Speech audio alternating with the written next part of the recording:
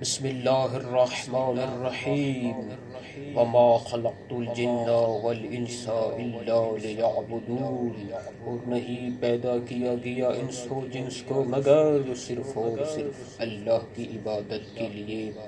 لیکن اے انسان، تجھ پر افسوس، تو کس قدر غافل ہو چکا ہے، تجھے آخرت بھول چکی ہے، تو دنیا میں شہرت کے لیے پتہ نہیں کیا کیا ناجائز کام کرتا ہے۔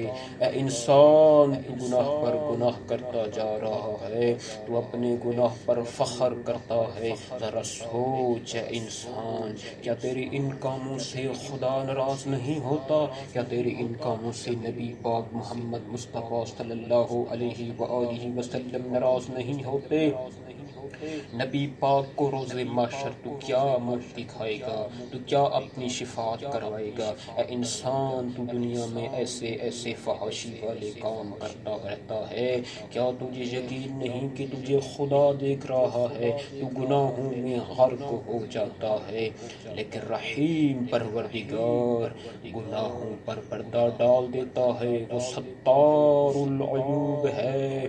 لیکن کچھ گناہ ایسے بھی ہیں انسان جن کی سزا تجھے دنیا ہی پہ مل جاتی ہے۔ اس کی مثال آپ کے سامنے ہے، کرونا وائرس نے پوری دنیا پر ہلچل مچا رکھی ہے، لوگوں میں خوف ڈر پیدا ہو گیا ہے، اتنے گناہ کر بیٹھے کہ خدا کو ناراض کر بیٹھے۔ لیکن اے انسان، رحمتوں اور برکتوں والا مہینہ آ چکا ہے۔ اے انسان، یہی مہینہ تیری بخشش کا ذریعہ ہے۔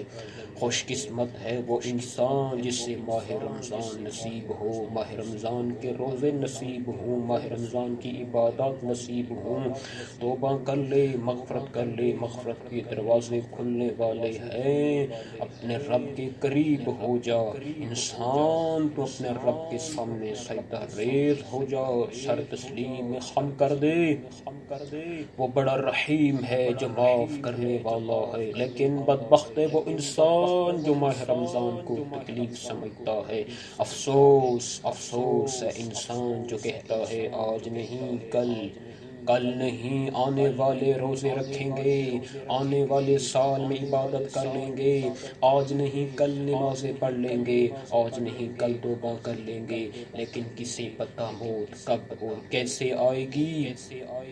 موت کسی کو بتا کر نہیں آتی، لیکن پھر بھی اے انسان، تو دنیا کے کاموں میں مشغول رہتا ہے۔ تجھے یہ پیسہ، کار، کوٹھیاں، بنگلے کس کام نہیں آئیں گی؟ تو جس طرح اس دنیا پر آیا تھا اسی طرح ہی اس دنیا سے چلا جائے گا۔